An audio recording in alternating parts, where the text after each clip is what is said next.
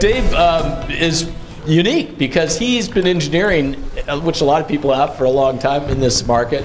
But what makes him unique is that his company, which is relatively new, is a virtual company.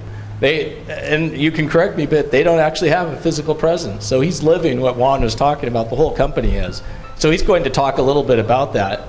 And are you mic'd up and ready to go? I think so. Okay, yep. I think I hear myself. Great, so the obligatory, instead of the cloud, that was what we always had all the time. I'm actually kind of impressed. We went through this whole thing and nobody's shown a cloud yet. But I'll do the family thing. My daughters were ex-jocks, so the oldest one has a boy, the other one has a girl, then the other one says, well, I'll have twins. So I went from being a grandparent to really lots of grandparent stuff here. And I'm having a great time shaking them up and then sending them home, because I think Steve was mentioning that earlier.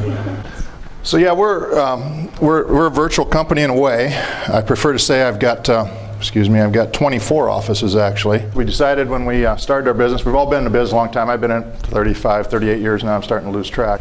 So in other words, I'm getting old. 4 of us left another company, and we started our own consulting firm, and basically working with the tier 3s, some tier 2s, and we started doing that work.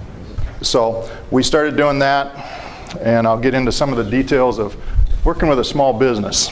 So I always like the Samuel Gold one. I want to hear it, but actually I had a boss like that once, so you had to be a little careful, because he didn't really want a yes man.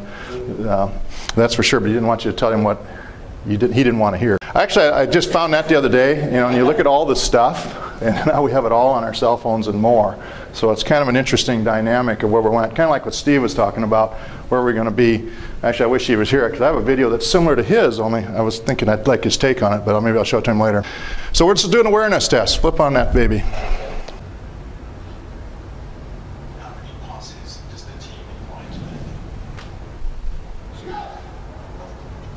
So count the team in white.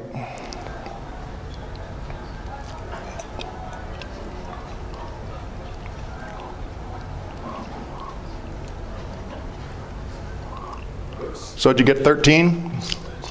Yeah, good deal. So did you notice a gorilla? Or the bear, sorry.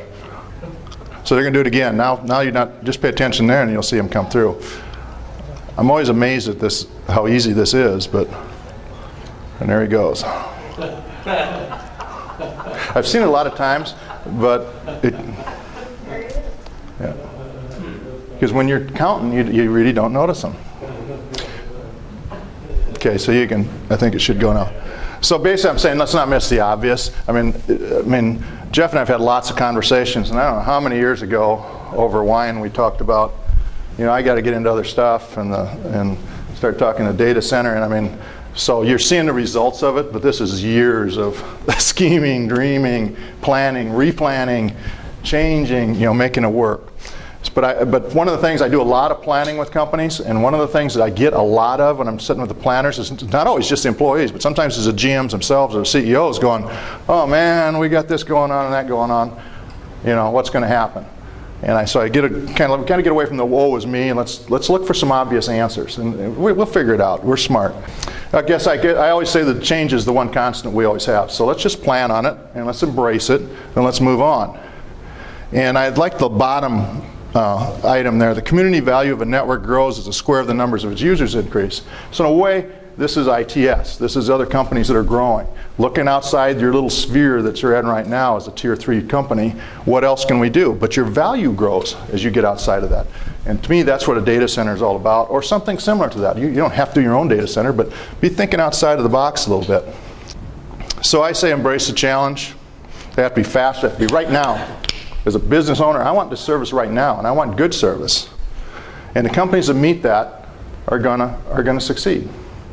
And again, I'm working with a lot of tier 3s, so we are the end market. Like Indian towns, we're at the end. So if we can have a good infrastructure, we were talking last night about even doing bonding and things like that. And I'll admit, I'm bonding by exception. But if that's how you meet the need, then do it. But you got to have your long-range plan. It might be that we're going to replace that copper, because you're going to have to eventually. But if bonding works for you to get you that subscriber a little bit better and they'll pay a little more for it, cool, I'm good with it. Okay, let's do an elevator one. Well, not enough left to do, is it?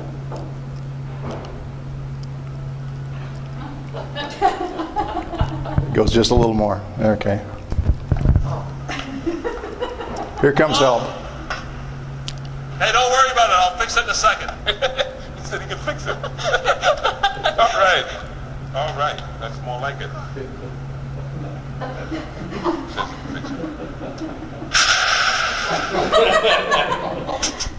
Okay, you can go to the next slide. It goes on a little more, but that's... So I keep thinking about that sometimes. Of we feel like we're stuck on these things. And I don't know if you ever heard the comedian Mitch Hedberg. He's big on what is an escalator when it stops? Stairs. You know. So I'm like, okay, cool. But and I get into this because we let FCC. You know, they put rulings out, and there's always the panic. 2012, spring of 2012, they said we're going to redo the whole settlements process.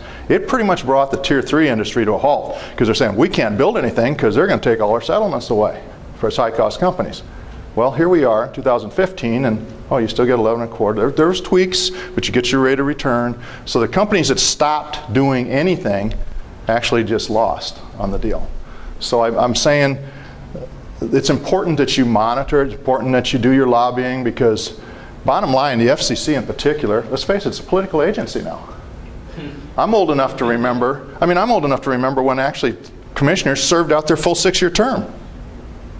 And actually, they did multiple terms. So you had some consistency. Now you've got that. And one of the things I point out to people all the time is don't forget that the staff is changing over even faster as they're going through the political things. So now you've got the next new group of hotshot young lawyers that are going to attack this problem with, you know, high-cost companies, and we're going to fix it. And so we go through this about every 4 or 5 years, sometimes less. So we have to be aware of it, but don't be scared of it. You know, so basically, I always use adapt or die, but frankly, that's what it is. If they tweak it, we'll figure out how to do it. The Tier 3s have always figured out how to do it. Now, sometimes you're going to be going outside of that entity, so you're not so dependent on them. I mean, the one thing Jeff's got going for him, in a few years from now, I think we've had this discussion. You know, hey, you know, you make a little tweak. Okay, that's an irritation to me, but it's not a big deal. Because I got other things going on. And I think that's where you got to do. But don't, it's not do or die.